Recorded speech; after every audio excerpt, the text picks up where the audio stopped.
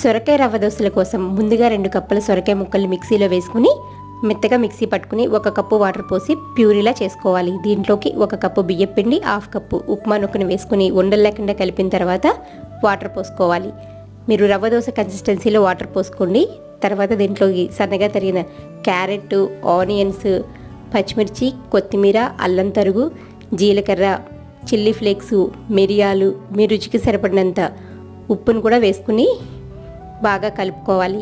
ఈ విధంగా కలిపిన తర్వాత పెనం వేడిగా ఉన్నప్పుడే మీరు రవ్వ దోశ పోసినట్లు పోసుకుని పైన ఆయిల్ వేసుకుని ఒక సైడే మాత్రమే కాల్చుకోవాలండి. చాలా టేస్టీగా ఉంటుంది.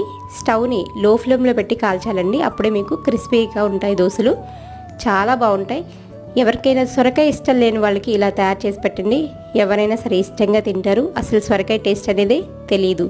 తప్పకుండా ట్రై చేయండి. Thanks for watching.